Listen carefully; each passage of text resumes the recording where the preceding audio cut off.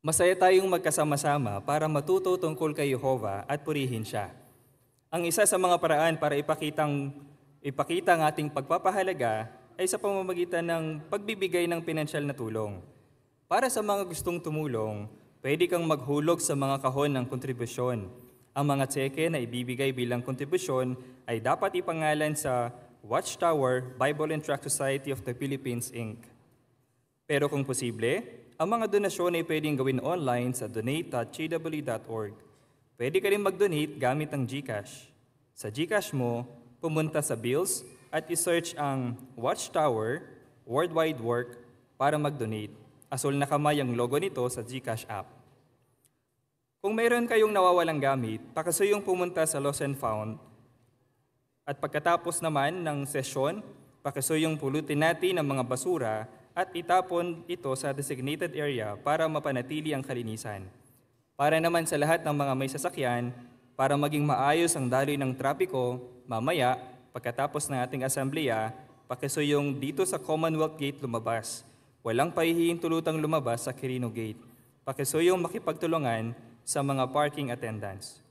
Pakisuyong maupo na po kayo. Dumating na tayo sa huling pahayag ng asambleyang ito. Bakit lubusan tayong makakapagtiwala kay Jehova? Paano natin may papakitang nagtitiwala tayo sa Kanya kapag dumaranas tayo ng mga pagsubok? Makinig muli kay Brother Sherman Nones habang inihaharap niya ang pahayag na ipagmalaki si Jehova. Nakarinig ka na ba ng dalawang taong nag-uusap at sabi nung isa na medyo pagalit, sino bang pinagmamalaki mo? O baka sabihin niya, ano bang pinagmamalaki mo? Kapag nakarinig tayo ng ganong mga salita, ang nasa isip nung dalawang nag-uusap na yon, baka ang isa pinagmamalaki niya ang kanyang material na kayamanan, mga kaibigan, baka marami siyang lupain, o sikat yung mga kapamilya niya, o baka ipinagmamalaki niya ang gobyerno na kung saan siya nakatira. Pero sa atin, ipinagmamalaki natin talaga ang tunay na Diyos na si Jehova. Sa mundo ngayon, marami ang nagmamalaki sa mga bagay-bagay ng sanlibutan ito. Kahit na malapit ng magwakas ang masamang sistemang ito. Nakakalungkot yun, di ba? Nagtitiwala ang mga tao sa mga bagay na di totoo at sa mga mapandayang mga salita. Pero kahit dumanas tayo ng maraming mga problema sa mundong ito, sino ang pinagmamalaki pa rin natin? Gusto nating buksan ang awit 34 sa verses 1 and 2. Awit 34, 1 and 2. Subukan nating bigyan pansin ng mga salitang ginamit ni David. Pupurihin ko si Jehova sa lahat ng panahon. Lagi siyang pupurihin ng mga labi ko. Ipagmamalaki ko si Jehova, maririnig ito ng maamo at magsasaya sila. Sa verse 1, pansinin, sinabi ni David, pupurihin ko si Jehova. Laging ipinapaalala sa atin yan.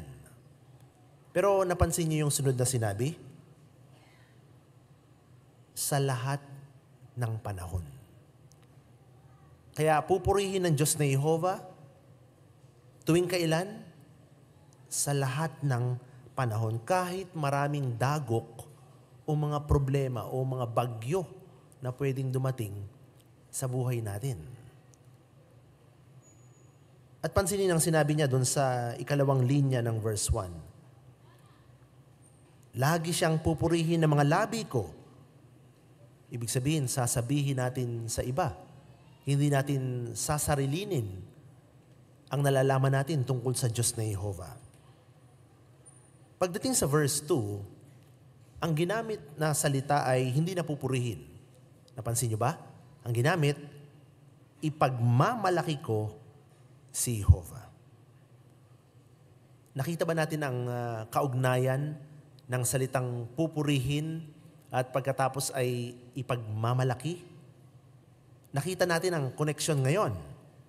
Ibig sabihin, ang pangunahing paraan para maipagmalaki natin ang Diyos na Jehovah, dahil proud tayo sa Kanya, ay purihin siya. Ipaghalimbawa natin sa isang kaibigan o kaibigan mo. Proud na proud ka sa kanya. Ano ang gagawin mo? Di ba minsan ikinukwento mo sa iba mo pang mga kasama? Sinasabi mo na, meron akong gantong kaibigan, ang laki ng tinulong niya sa akin, mapagkakatiwalaan ko siya, proud talaga ako sa kanya. Minsan nagagawa nating sabihin yun, di ba? Ganun yung damdamin natin sa kaibigan natin na yun. Dahil sa lahat ng mabubuting bagay na ginawa niya, gayon din ang Diyos na Jehovah. Katulad ng haring si David, buo ang tiwala natin sa ating maibiging Diyos. Sa Kanya tayo humihiling ng proteksyon at ng tulong. Pinupuri natin siya. Pero ito ang tandaan natin. Kung magtitiwala tayo sa Diyos na Jehovah, ayon sa awit 25 at sa verse 3, awit 25 verse 3, walang sino mang nagtitiwala sa iyo ang mapapahiya. Kaya ano ang epekto kapag ipinagmalaki natin ang Diyos na Jehovah? Kapag nagtiwala tayo sa Kanya, kapag proud tayo sa Kanya, kahit na iba't ibang mga dagok sa buhay ang dumating sa atin? O binasa natin sa 25:3 ng awit, walang sino mang nagtitiwala sa iyo ang mapapahiya. Nagtiwala ka na ba sa isang tao? Nirekomenda mo siya? O sinabi mong mabuti sa kanya pero napahiya ka? Minsan nangyayari yon sa hindi perpektong sistema na kinabubuhayan natin. Pero sa Diyos na Jehovah, kailanman hindi mapapahiya ang nagtitiwala sa Kanya. Kung babalikan natin ang awit 34:2, bukod sa hindi mapapahiya, buksan natin yung awit 34:2, nakalagay doon na maririnig ito ng maamo at magsasaya sila. Kaya may dahilan tayo magsaya kung ipinagmamalaki natin ang Diyos na Jehovah kahit maraming mga problema o mga stress na dumating sa buhay natin. Kaya talagang tamang-tama itong huling pahayag ng ating pansirkitong assembleya. Matapos nating pag-usapan ang iba't ibang mga paraan para hindi ikahiya ang mabuting balita, ang konklusyon ay ipagmamalaki natin ang Diyos na Jehovah at hindi niya tayo bibiguin. Tutulong ang huling pahayag na ito para maipaalala sa atin na ang pagmamalaki natin sa Diyos na Jehovah ay isang talagang napakalaking pribilehiyo. Isang walang kapantay na kayamanan ang makilala ang Diyos na Jehovah. Sambahin siya kahit na may iba't ibang mga hamon na dumating sa buhay natin, kahit iba't ibang may matitinding problema pa, kasi hindi tayo mapapahiya. Ngayon, pag-usapan muna natin ang mga di totoong bagay na hindi talaga nagbibigay ng solusyon sa mundong ito na kinabubuhay natin. Pag-usapan natin ang dalawa at posibleng dito nagtitiwala ang maraming mga tao kaya gusto nating tulungan sila. Ang una ay material na mga bagay sa ngayon. Hindi ito talaga nagbibigay ng tunay na seguridad. Hindi nagbibigay ng solusyon. Buksan natin ang Kawikaan 23 sa verses 4 and 5. Sa Kawikaan 23, 4 and 5. Mababasa natin ang payong ito. Huwag kang magpakapagod para mag-ipon ng kayamanan. Tumigil ka at magpakita ng unawa. Kapag tinitingnan mo yon, wala na yun doon. Dahil tiyak natutubuan yun ng mga pakpak na gaya ng sa agila at lilipad sa langit. Totoong-totoo ito, lalo na kapag may sakuna o kalamidad. Nababaliwala ang material na mga bagay. Baka maalala pa natin noong September 2009, 80% ng Metro Manila ay lumubog sa baha dahil sa malakas na buhos ng ulan.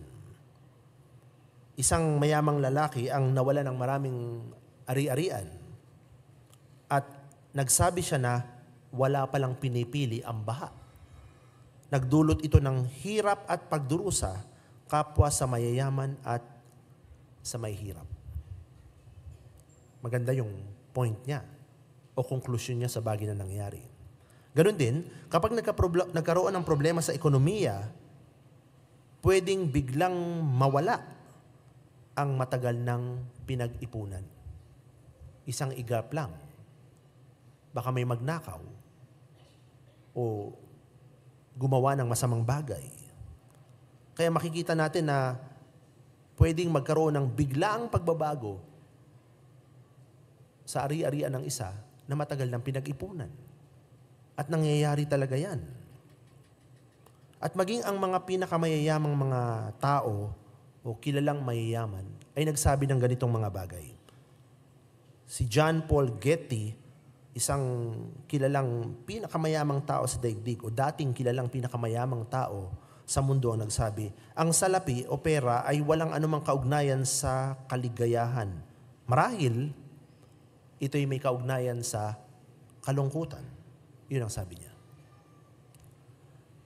Ang ikalawang bagay na hindi talaga nagbibigay ng solusyon ay ang anumang gobyerno. Anumang gobyerno ng tao na mukhang matatag ay hindi talaga maaasahan. O tingnan natin ang sinasabi ng Awit 118:9. Awit 118:9. Mas mabuting manganlong kay Jehovah kaysa magtiwala sa matataas na opisyal. At totoo naman ito. Pwedeng magkaroon ng biglang kaguluhan ang mga lugar na dating mapayapa. Nakararanas ng kamatayan ng kapayapaan pero bigla na lang nagkaroon ng giyera, nagkaroon ng kaguluhan. Naririnig natin yan kahit sa ibang bansa. At hindi talaga kayang pagkaisahin ng gobyerno ng tao ang mamamayan nila. Laging may discrimination, laging may pagkakaiba-iba ng opinyon, pagkakabaha-bahagi ng mga tao. Nakikita talaga natin yan. At dahil sa pagiging makabayan, hindi talaga nagkakaisa ang mga bansa, ang mga tao, at walang kapayapaan. At tulad ng isang bagay na alam natin, walang gobyerno ng tao ang nakapag-alis ng krimen. Walang gobyerno ng tao ang nakapag-alis ng lahat ng sakit sa isang bansa. At walang gobyerno ng tao ang nakabuhay kahit na isang patay. Alam natin yan. Kaya ang nagtitiwala sa kayamanan o sa gobyerno ng tao, talagang mapapahiya. At pagdating ng dakilang digmaan o araw ng Diyos na Jehovah, ng Armageddon, mapapahiya ang mga bansa kasi hindi sila pumanig sa Diyos na Jehovah. Kaya habang may panahon pa, gusto nating tulungan ang lahat ng tao na makitang kapag nagtiwala sila sa Diyos na Jehovah, kapag naipagmalaki nila ang Diyos na Jehovah, anumang dagok sa buhay nila dumating, hindi ka bibiguin ni Jehovah, hindi ka mapapahiya. Kaya mapagpasalamat talaga tayo na nakilala natin ang Diyos na Jehovah at hindi tayo nagtitiwala sa mga bagay na hindi totoo, katulad ng material na mga bagay sa ngayon at gayon din ang gobyerno ng tao. Pero gusto nating pag-usapan naman, ano naman ang mga katotohanan na maipagmamalaki natin? Hindi natin maipagmamalaki ang anumang material na ari-arian, anumang pamahalaan. Pero anong mga katotohanan ang gusto nating maipagmalaki? Pag-usapan natin ang 4. At magagamit natin ito sa pagpapatibay ng pananampalataya natin at sa pagtuturo natin sa iba. Ang unang may pagmamalaki natin, totoo si Jehovah. Yan ang unang katotohanang proud na proud tayo. Buhay at totoo ang ating maibiging Diyos. At dahil sa mga nilalang ng Diyos na Jehovah, napatutunayan nating totoo siya at nalalaman natin ang mga katangian niya. Yan ang sinasabi ng Roma Kabanata 1 sa talata 20. Roma Kabanata 1 sa talata 20. Ang kanyang di nakikitang mga katangian ay malinaw na nakikita mula pa ng lalangin ng mundo.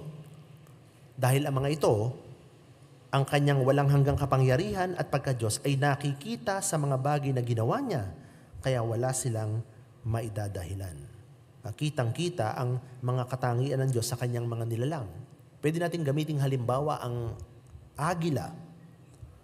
Nakikita ng mga Israelita noon na ang mga agila ay lumilipad nang hindi masyadong pinapagaspas ang mga pakpak nila kasi sumasabay sila ng paitaas sa hangin. Anong aral ang makikita natin doon? Kung tinutulungan ng Diyos na Jehovah na makalipad ang mga ibong ito, ang mga hayop na ito na wala namang espiritualidad, hindi kaya lalong tutulungan kanya? Ikaw na pumiling sumamba at maglingkod sa kanya?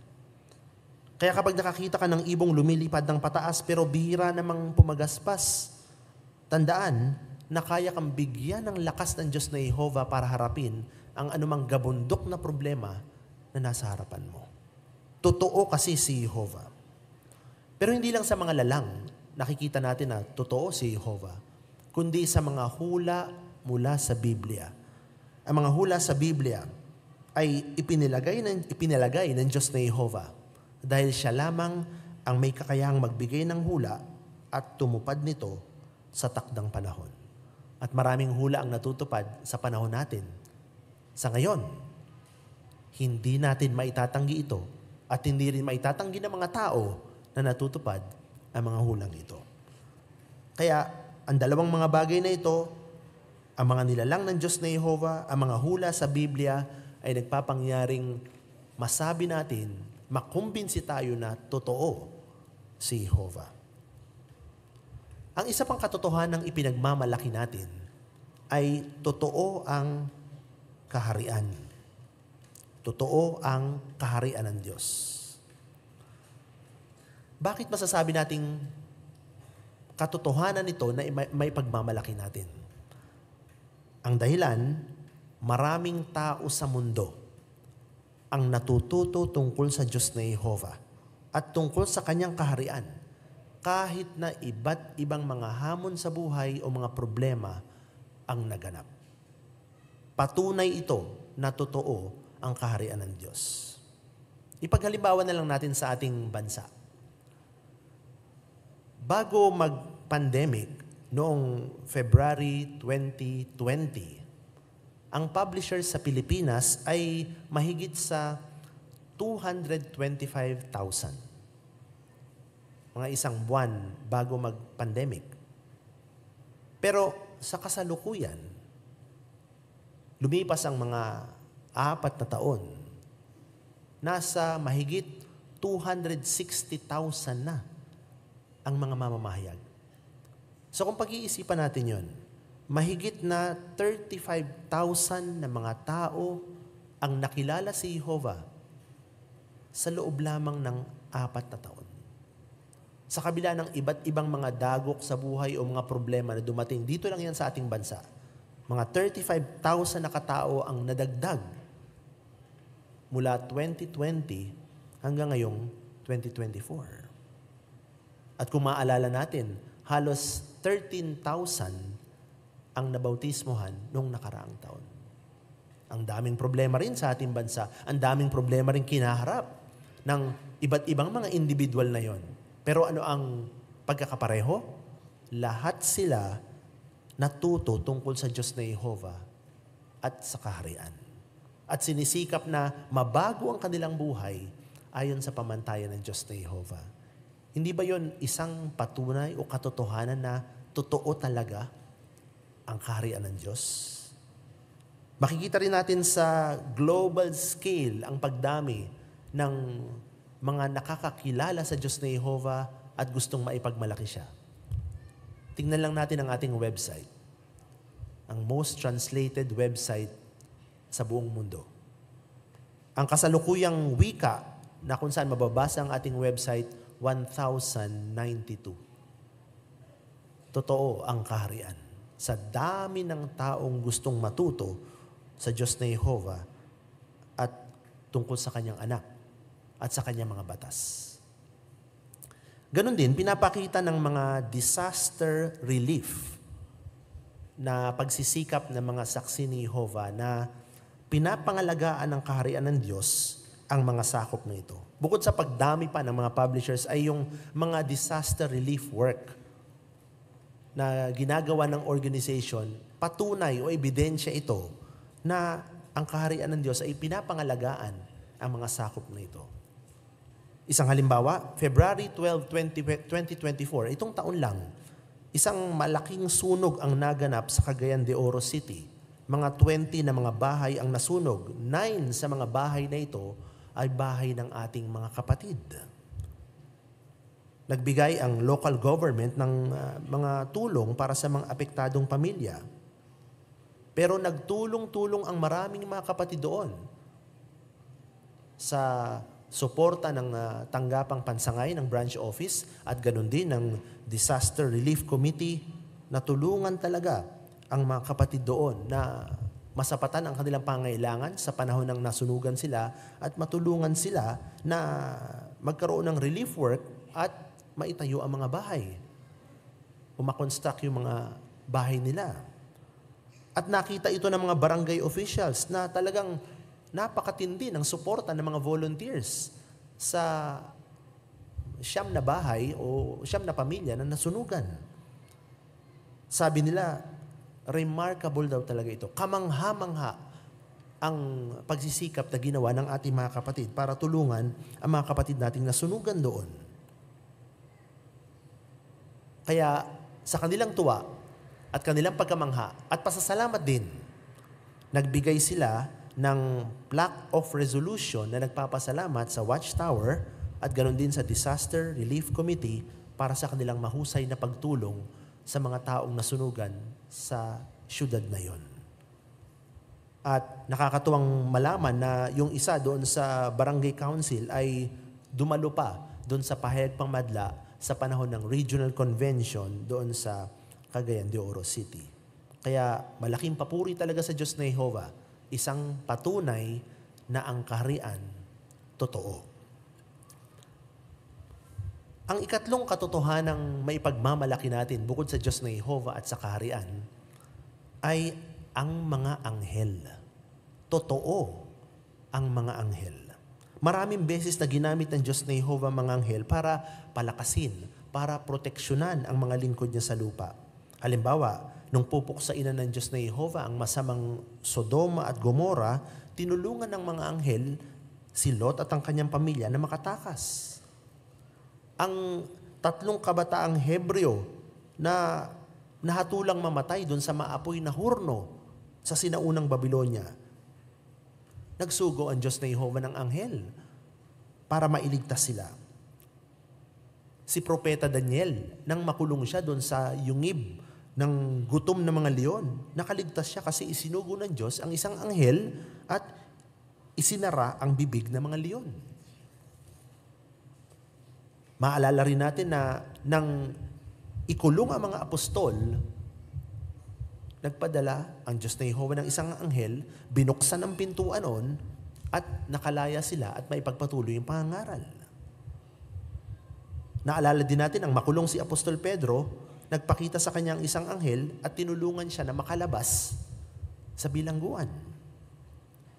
Kaya sa panahon ng Biblia, sa ulat na ito, aktibong ginagamit ng Diyos na Jehovah ang mga anghel para sa kanyang kalooban, para sumuporta o proteksyonan ang mga lingkod dito sa lupa. Pero ngayon, ano ang ginagawa ng mga anghel?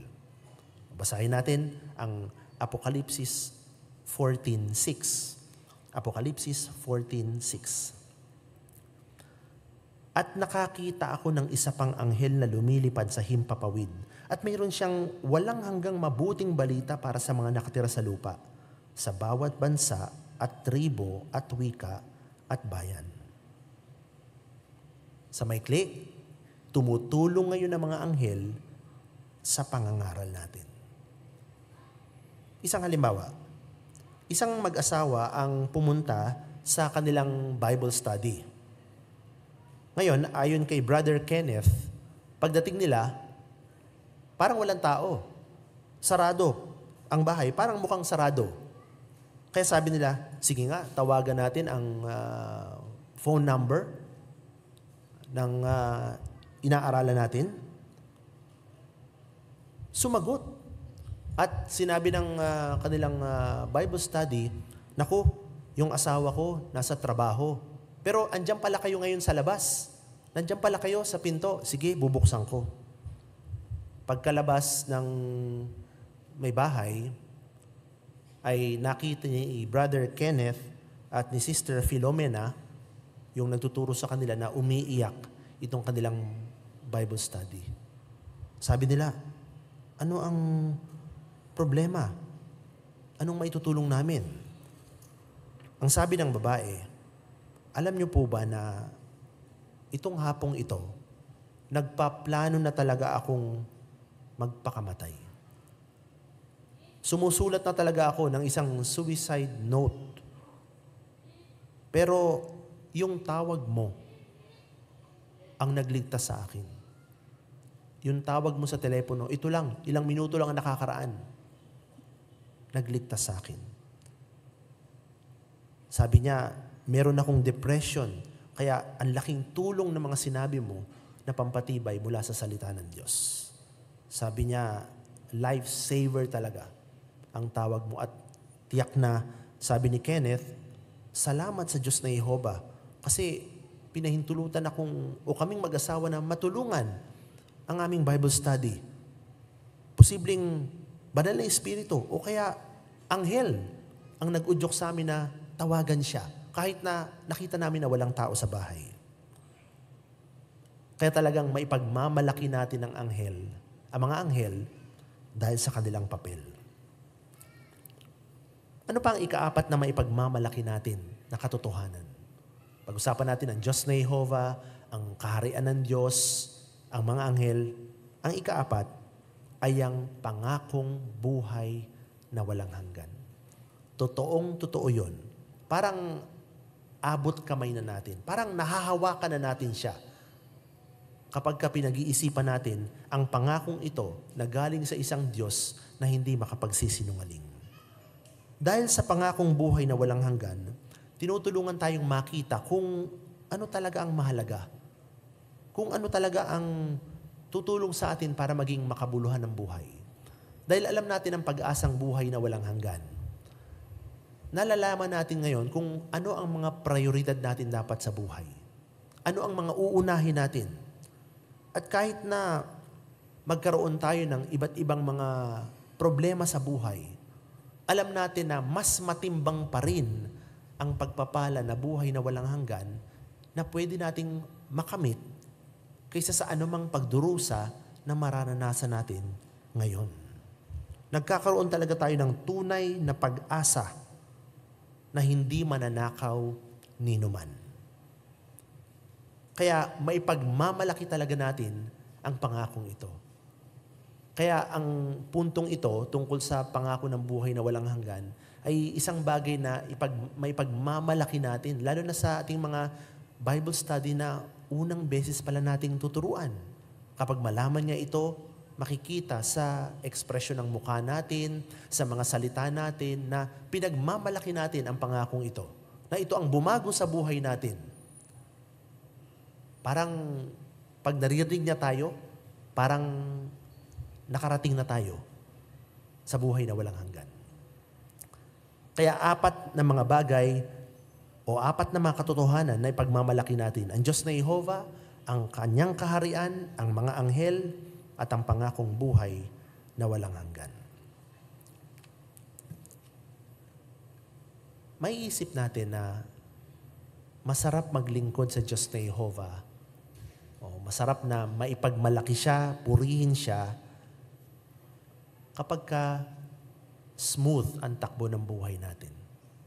Yung wala kang problema, yung maglilingkod ka lang sa Diyos, yun lang ang gagawin mo. At iba mo pang personal na mga pananagutan. Pero alam natin na hindi naman palaging ganun na smooth o maayos ang takbo ng buhay natin. Darating at darating ang mga panahon na may pagsubok na darating. Kaya ang tanong, ipagmamalaki mo ba si Jehovah sa panahong iyon? Ipagmamalaki mo ba ang Diyos na Jehovah hindi lang sa panahon na maalwan ang iyong buhay, kundi sa panahon na nagigipit ka, natatakot ka, o nahihirapan ka? Magagawa pa rin ba nating hindi ikahiya ang mabuting balita kapag ka may ganitong mga pagsubok na darating sa buhay natin? Sa bahaging ito ng pahayag, tutulungan tayo ng halimbawa ni Haring David at babalik tayo sa awit 34. Yung kaninang unang binasa natin. Kasi matutulungan tayo ng mga sinabi ni David na ipagmalaki ang Diyos na Jehovah kahit meron tayong mga pagsubok. May dahilan tayong ipagmalaki si Jehovah sa may hirap na panahon. Halimbawa, kapag nagkaroon ng problema sa ekonomiya o may pag-uusig. Tingnan natin sandali o balikan natin sandali ang awit 34, 1 hanggang 3. Awit 34 sa 1 hanggang 3. Paano natin masasabi na pinuri ni David o pinagmalaki niya ang Diyos na Jehovah kahit na may mga pagsubok? Pansinin niyo yung superscription ng awit 34. Ang nakalagay dyan, awit ni David, noong magkunwari siyang baliw sa harap ni Abimelech na nagtaboy sa kanya at umalis siya. Hindi nakalagay dyan, awit ni David, nang masaya siya, nang wala siyang problema. Kailan niya ginawa ito? Matapos siyang iligtas ng Diyos na Jehovah nung nagkunwari siyang baliw sa harap ni Abimelech. Ano ba ang konteksto? Alam natin na nung panahong ito, subukan yung imagine ito. Ang humahabol sa inyo o ang death threat na natatanggap ninyo, banta sa inyong buhay, ay galing hindi sa isang ordinaryong tao, kundi sa pinakamataas na opisyal ng bansa, sa hari mismo. Ang isang tao na nakatanggap ng death threat, halimbawa sa cellphone, nag-text, tumawag, hindi mo kilala, siguradong walang kapantay na stress ang mararamdaman ng isa. Hindi mo kilala yon. Pero ano kaya ang stress level ni David nang ang humahabol sa kanya ay ang pinakamataas na opisyal ng bansa, si Haring Saul? Yung stress level niya siguro, hindi natin kayang masukat kung ano yung nararamdaman niya. Pero pansinin, dun sa 34:1, balik natin ang ating mga mata, 34:1, pupurihin ko si Jehovah sa lahat ng panahon. Lagi siyang pupurihin ng mga labi ko. At pinuri ng Diyos na Jehovah, o ni David, ang Diyos na Jehovah kasi talagang iniligtas siya. Kaya dito sa awit 34, talagang ang gandang lesson na ibinibigay sa atin na kapag may mga dumating na mga problema sa ating buhay, hindi tayo sobrang mag-aalala at malilimutan na nating purihin ang Diyos na Jehovah kasi focus lang tayo doon sa problema. Isang magandang punto ito na pwede nating tandaan, lalo na may kaugnayan sa awit 34:1, 2 at 3. Sikaping tingnan kung papaano tayo tinutulungan ni Jehovah kahit hindi niya inaalis ang lahat ng problema. Ulitin natin yon.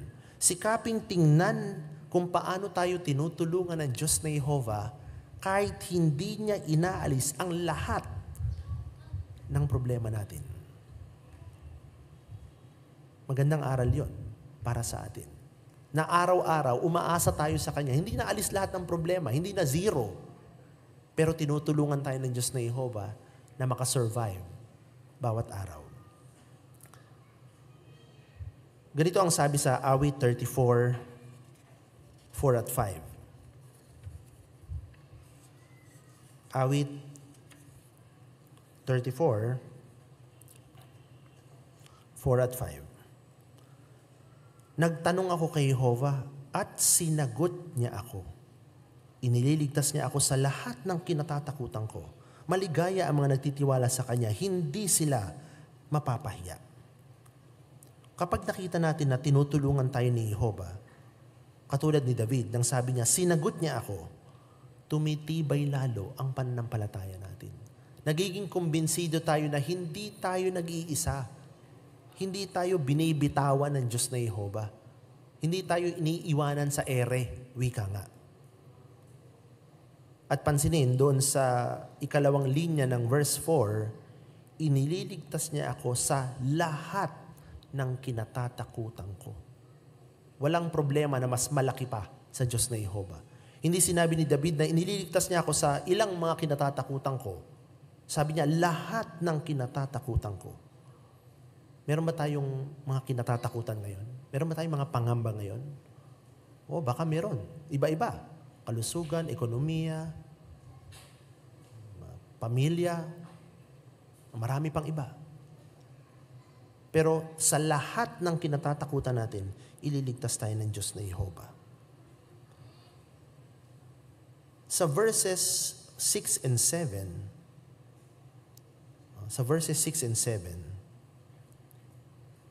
nakalagay doon, ang kaawa-awa ay tumawag at dininig siya ni Jehovah. Iniligtas niya sila mula sa lahat ng kanyang paghihirap. Ang anghel ni Jehovah ay nagkakampo sa palibot ng mga natatakot sa kanya at iniligtas niya sila. Kahit may mga gulo sa lipunan, digmaan, nasyonalismo, kahit tayo ang sinasabi doon sa verse 6 na kaawa-awa dahil sa mga pangyayari sa ating kapaligiran na wala tayong kontrol, dinirinig tayo ng Diyos na Jehovah. Inulit-uli yung salitang lahat ng kanyang paghihirap. Kaya tayong iligtas ng Diyos na Jehovah.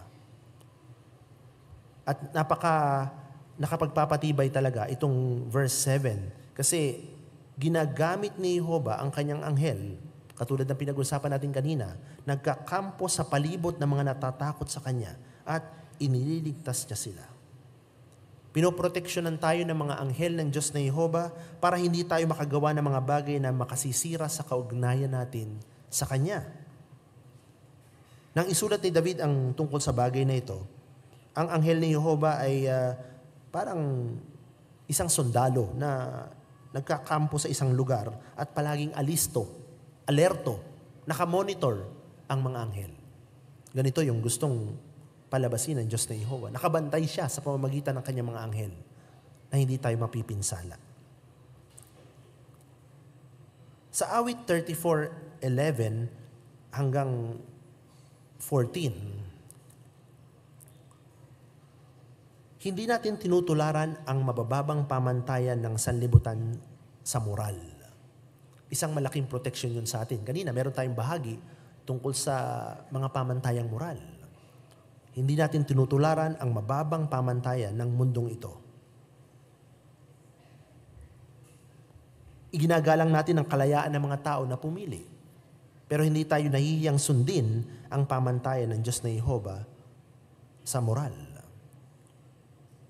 Kaya nga doon sa 14, awit 34:14, binanggit na talikuran mo ang masama at gawin mo ang mabuti. Hanapin mo ang kapayapaan at itaguyod yon. Gagawin natin ito kahit na nagigipit tayo, may pagsubok na dumating sa buhay o anumang mga problema. Kaya,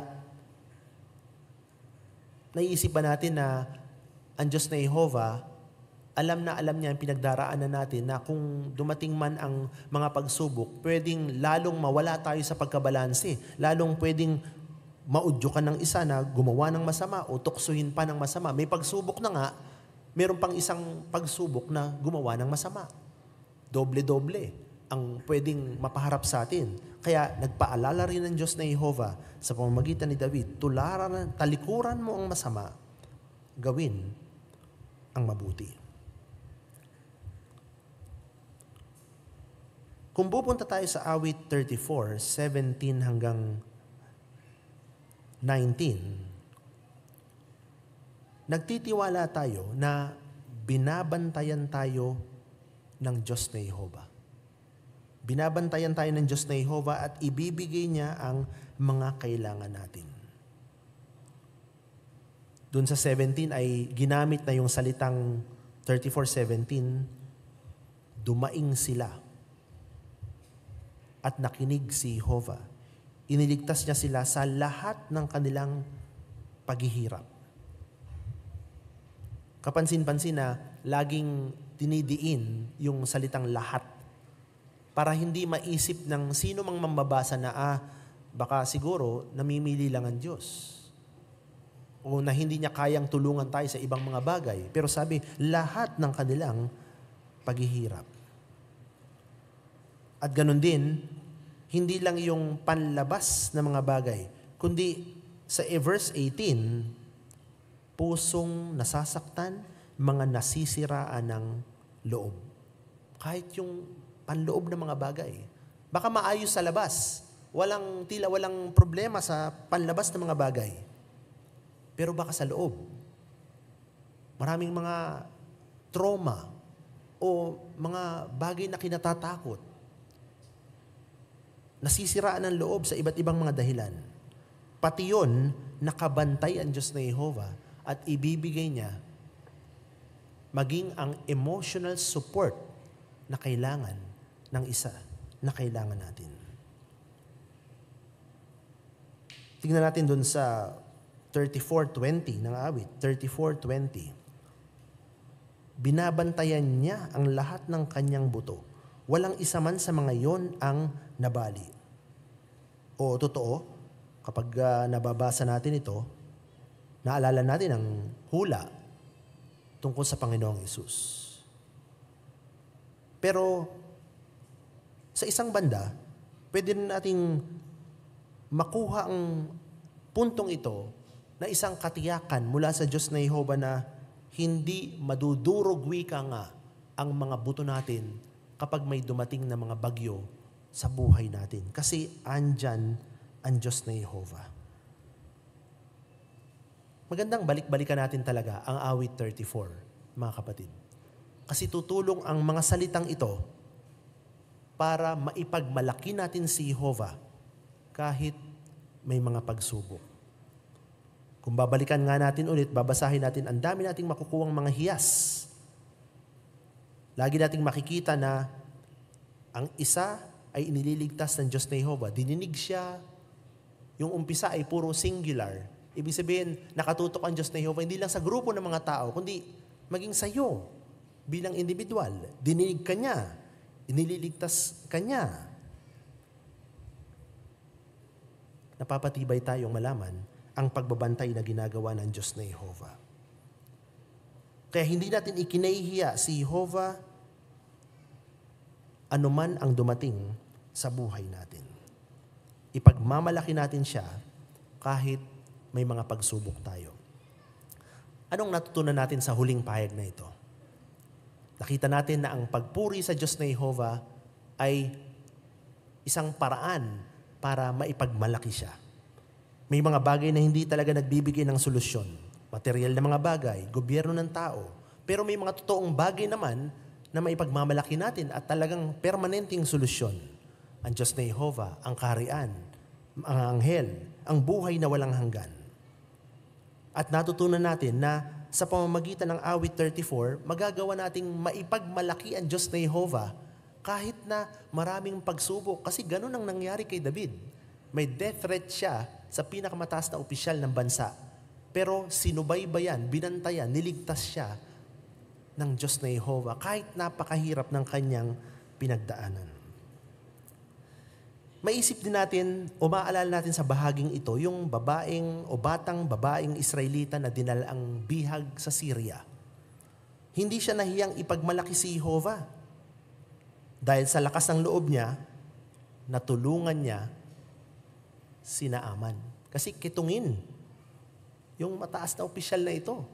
Pero ipinakilala niya ang Diyos na Jehovah sa pamamagitan ng propeta. Hindi nahiya yung batang babaeng yon na dinalang bihag sa Syria. At dahil doon, maging si Naaman, isang mataas na opisyal ng Syria, ipinagmalaki niya ngayon ang Diyos na Jehovah. Bata lamang ang gumawa noon.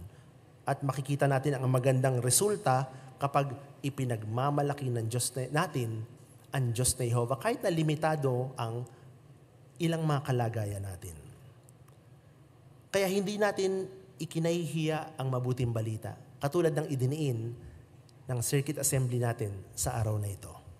At ipinagmamalaki natin ang Diyos na Jehovah. Basahin natin ang huling teksto natin ngayon sa 1 Korinto, Kabanata 1, sa talata 31. 1 Korinto, Kabanata 1, sa talata 31. Para matupad ang nasusulat, siya na nagmamalaki, ipagmalaki niya si Jehovah. Ganyan ang determinasyon natin. Matapos nating marinig iba't ibang mga pahayag sa programang ito. Kumbinsido tayo na totoo si Jehovah at ang kaharian at huwag tayong magpadaya sa mga bagay na hindi totoo. Mag-focus tayo dun sa 4 na katotohanan na tutulong sa atin na ipagmalaki si Jehovah. Handa na tayong sagutin ang tanong natin o huling tanong sa program. Paano natin ipagmamalaki si Jehovah? Ang sagot, gamit ang awit 34, 1 and 2, 1 Korinto 1:31, pinupuri natin si Jehovah dahil sinusuportahan at pinapatnubay niya tayo. Kaya gustong-gusto nating sabihin sa iba ang tungkol sa Kanya. Gusto nating ipagmalaki ang Diyos na Jehovah sa bawat pagkakataon at posibleng ang mga resulta nito ay kamangha-mangha. Marami tayong matutulungan pa na makilala ang Diyos na Jehovah. Marami tayong matutulungan na posibleng o potensyal na makasama rin natin sa buhay na walang hanggan. Masayang-masaya tayo at panatag dahil kilala natin ang Diyos na Jehovah at kilala niya rin tayo. Kaya naway nakatulong ang Circuit Assembly na ito, ang buong programa sa araw na ito, na anuman ang dumating na mga problema sa atin, ipagmamalaki natin si Jehovah at hindi natin ikahihiya ang mabuting balita.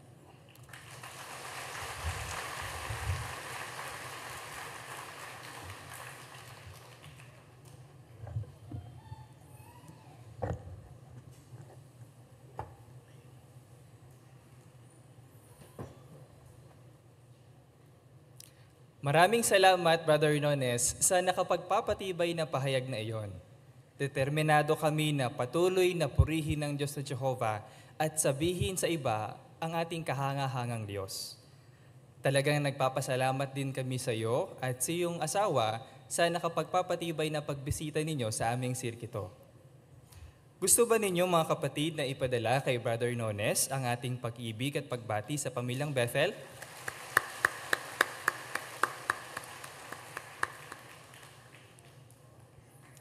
Ang bilang ng dumalo sa panghapong sesyon ay 1,231.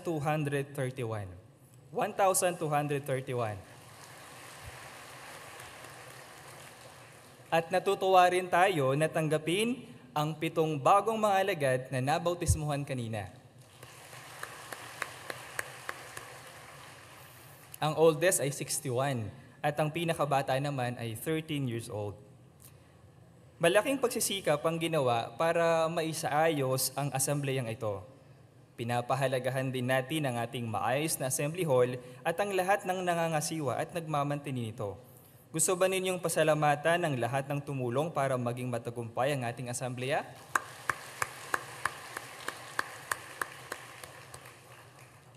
Tapusin natin ngayon ang nakapagpapatibay na asambleyang ito sa pamamagitan ng pagtayo at sama-samang pag-awit ng awit bilang 7 na may pamagat na Jehovah, aming lakas. Pagkatapos, kakatawanin tayo ni Brother Nones sa pansarang panalangin. Muli, awit bilang 7.